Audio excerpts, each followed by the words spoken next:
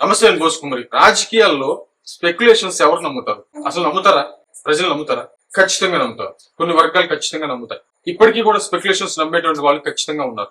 ఇప్పుడు ఏ గవర్నమెంట్ అయినా కూడా, నేను చాలాసార్లు ప్రస్తావిస్తుంటాను, చాలా మంది మేధావులు కూడా ప్రస్తావిస్తుంటారు. అదేంటంటే, ఒక కోటరి చుట్టూ ఉండిపోయి, నాయకుడి చుట్టూ కోటరి ఉండిపోయి, వాళ్ళు చెప్పిందే నిజంగా నాయకుడు భావిస్తూ ఉంటాడు. కానీ గ్రౌండ్ లెవెల్లో ఏం జరుగుతుందో గమనించుకోకపోవటం వల్ల ఈ నాయకుడు ఈసారి ఓడిపోయాడు. ఈ మాట మనం చాలా సార్లు ఉంటాం ఎలక్షన్స్ అయిపోయిన తర్వాత, ఏ ఎలక్షన్స్ అయినా సరే. ఇవి ఎందుకు వస్తుంటాయంటే స్పెక్యులేషన్స్. అంటే ఒక రకంగా చెప్పాలి అంటే, ఒక రకంగా గాసిప్స్ ఎవరైతే స్ప్రెడ్ చేస్తారో, తప్పుడు ప్రచారం ఎవరైతే చేస్తారో, ఆ తప్పుడు ప్రచారాన్ని గ్రౌండ్ లెవెల్లో నమ్మటం, ఇది బాగా ప్రమాదకరమైనటువంటి విషయం ప్రతి ప్రభుత్వానికి. ప్రభుత్వం ఉన్నటువంటి వాళ్ళు ఏం చేస్తారు? లా అండ్ ఆర్డర్ కంట్రోల్ చేయటం, నెక్స్ట్ మనం అధికారంలో రావాలంటే సంక్షేమం చేయాలా, అభివృద్ధి చేయాలా అనేటువంటి విధంగా. ఇంకా రాష్ట్ర భక్తి, దేశభక్తి ఉన్నటువంటి వాళ్ళైతే రాబోయేటువంటి తరాలు ఎలా బతకాలి, వాళ్ళకు ఒక మంచి ఉపాధిని ఏర్పాటు చేయాలి, రాష్ట్రాన్ని బాగా అభివృద్ధి చెందించాలి, దేశంలోనే మన రాష్ట్రాన్ని నెంబర్ 1 ప్లేస్ లో ఉంచుకోవాలి. ఈ కొంతమంది నాయకులకే ఉంటుంది ఇది. మామూలుగా ఇట్లాంటి విషయాలు కొంతమంది నాయకులకే ఉంటాయి. ఇలాంటి అభిప్రాయాలు, ఇలాంటి ఆశ, కోరికలు ఇవన్నీ కూడా కొంతమంది నాయకులకే ఉంటాయి. కానీ ఇప్పుడు ఏమవుతుంది అంటే, ఈ స్పెక్యులేషన్స్ వల్ల, ఇప్పుడు ఎగ్జాంపుల్ చెప్పాలంటే, మొన్న ఒక అతను నాకు చెప్పాడు, ఏదో బస్సులో వెళ్తున్నాడంట. నేను ఎగ్జాంపుల్ చెప్తున్నాను. బస్సులో వెళ్తున్నాడంట, కొంతమంది మాట్లాడుకుంటున్నారంట. ఇప్పుడు ధరలు తగ్గిపోవడం, ఇప్పుడు మిర్చి ధరలకు సంబంధించి రైతులకు మద్దతు ధర లేకపోవడం, పొగాకు ఇట్లాగా అన్ని వేశారు కదా. వీటికన్నిటికి సంబంధించి, వరి కూడా, వీటన్నిటికి సంబంధించి సరైనటువంటి ధర లేదు. దీనికి కారణం ఏంటంటే, ఇప్పుడు ఉత్తరాదిని మోదీ గారు డెవలప్ చేసుకోవడానికి, అక్కడేమో ఏదో గోధుమలు వేస్తారు, అక్కడేమో కూలి సరిగా ఉండదు. కాబట్టి ఇక్కడ ఉన్నటువంటి వనరుల మొత్తాన్ని మన తక్కువ రేటుకి, అంటే రేట్లను తగ్గించేసి కొనేసి అక్కడ డెవలప్ చేసేసి, అంటే దీనికి ఏ సంబంధం ఉండదు వాస్తవం అయితే. కానీ జరిగేటువంటి స్పెక్యులేషన్స్ ఈ విధంగా జరుగుతాయి. వాళ్ళకి ఎన్నైనా చెప్పు, వాళ్ళు ఇంకా మాట తినరు. నేను ఎప్పుడు ప్రస్తావిస్తుంటాను, మామూలు విజ్ఞతగా ఆలోచించేటువంటి వాళ్ళు ఎప్పుడూ కూడా రాజకీయాన్ని గమనించాలి.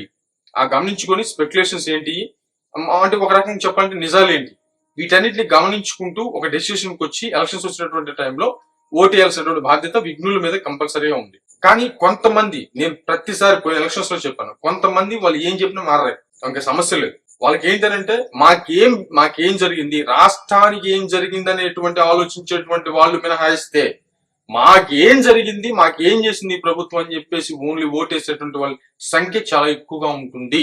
అది ఎవరు ఏంటి అనేటువంటి విషయం మీ అందరికీ తెలుసు.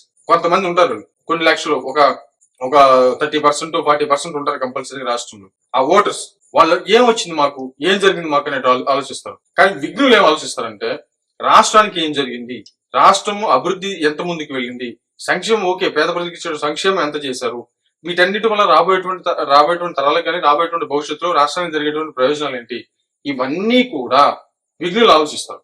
కానీ కింద స్థాయి ఈ స్పెక్యులేషన్స్ నమ్మేటువంటి వాళ్ళు చూసారా, వాళ్ళు ఏం చేస్తారు అంటే, ఈ గ్రౌండ్ లెవెల్ ఉన్నటువంటి వాటిని స్ప్రెడ్ చేసుకుంటూ మాకేం చేశారు అనేటువంటి దాన్ని మాత్రమే ఆలోచిస్తారు.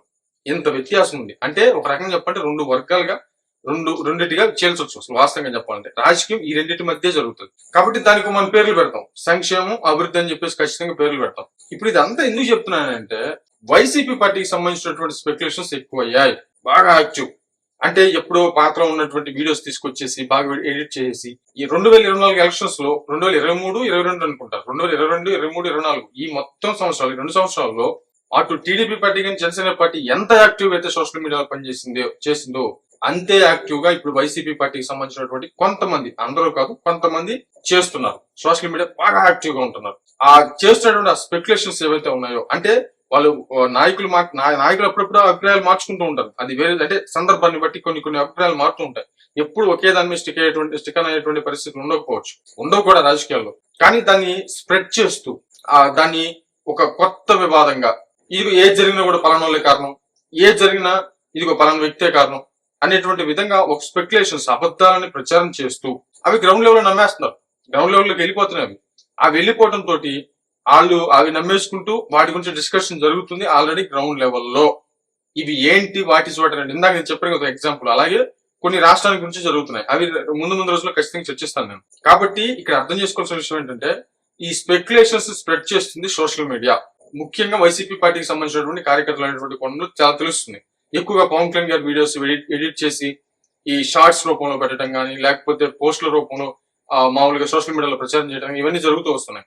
కానీ ఇప్పుడు జనసేన పార్టీకి సంబంధించి కానీ, లేకపోతే టీడీపీ పార్టీకి సంబంధించి కానీ, ఇదిగో మేము ఇన్ని సంవత్సరాలు పనిచేసాము, మాకేం వస్తుంది, మాకేం వచ్చినాయి అనేటువంటి విధానాన్ని, అంటే పని చేయాల్సినటువంటి వాళ్ళు కూడా, ఇక్కడ ప్రమాదకరమైన విషయం ఇదే, పని చేయాల్సినటువంటి వాళ్ళు కూడా ఈ స్పెక్యులేషన్స్ విని వాటి గురించి ఆలోచిస్తూ ఆలోచనలు పడిపోయి సోషల్ మీడియాలో పనిచేయడం మానేశారు అన్నది నా అభిప్రాయం, నాకు అర్థమైనంత వరకు. కానీ తాడోపేడు మొండిగా అవతున్నటువంటి వాళ్ళు అయితే మాత్రం సోషల్ మీడియాలో రెచ్చిపోతున్నారు. అవి ప్రజలకి చేరువైపోతున్నాయి, గ్రౌండ్ లెవెల్కి వెళ్ళిపోతున్నాయి. మరి ఇది ఎంతవరకు, దీనికి అడ్డుకట్ట ఏంటి అంటే అభివృద్ధిని చూపించాలి ఖచ్చితంగా చంద్రబాబు నాయుడు గారు. అంటే ఇప్పుడున్నటువంటి కూటమి ప్రభుత్వం అభివృద్ధిని వాళ్ళు ఏమేమైతే ప్రామిస్ చేస్తారో అవన్నీ చూపించాలి. మరి ఏమైతే చూద్దాం. ఏమైనా స్పెక్యులేషన్స్ ఒక సెక్షన్ ఆఫ్ మీడియా విపరీతంగా ప్రొజెక్ట్ చేస్తుంది, అవి జనాలకు వెళ్తున్నాయి, డిస్కషన్ జరుగుతుంది. మరి ఏమైతే